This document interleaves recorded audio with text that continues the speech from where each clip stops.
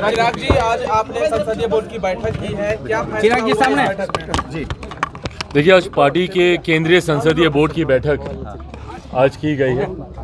इस बैठक में कई तरीके के फैसलों पर मोहर लगानी ज़रूरी थी। आप सब जानते हैं कि चुनाव की घोषणा हो चुकी है, अधिसूचना जारी हो गई और पहले फेज़ के नामांकन की प्रक्रिया भी अब शुरू हो रही है। तो ऐसे में प्रत्याशियों को लेकर आने वाले दिनों में बिहार में चुनावी रणनीतियों को लेकर कई ऐसे अहम फैसले थे जिस पे केंद्रीय संसदीय बोर्ड की मोहर लगना ज़रूरी था।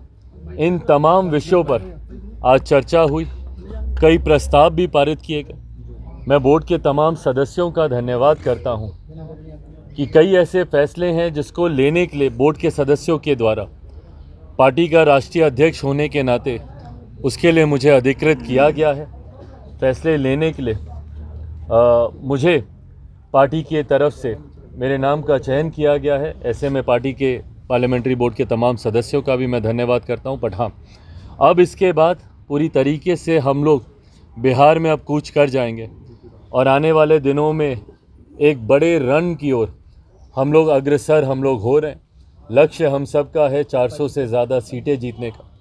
प्रधानमंत्री आदरणीय नरेंद्र मोदी जी के इस लक्ष्य को गठबंधन के तहत हम तमाम साथी मिलकर हम लोग जीतेंगे, ये विश्वास है। उम्मीदवारों की सूची प्रत्याशियों के नाम पर चर्चा चल रही है। कुछ नामों का सुझाव बिहार संसदीय बोर्ड के द्वारा आया है, उस पर भी आज चर्चा हुई है। पर मुझे लगता है अगले 2 से 4 दिन में तमाम नामों पर सहमति बन जाएगी। 5 सीटों के प्रत्याशियों के नामों पर सहमति बन जाएगी और 4 से 5 दिन के भीतर उसकी घोषणा भी कर दी जाएगी।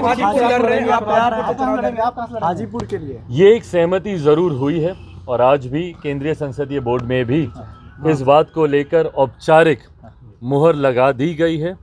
इतना अब तय है कि हाजीपुर, जो मेरे नेता मेरे पिता आदरणीय रामविलास पासवान जी की कर्मभूमि रही है, वहाँ से एनडीए के प्रत्याशी के रूप में लोक जनशक्ति पार्टी रामविलास के उम्मीदवार मैं खुद स्वयं होऊंगा। इस पर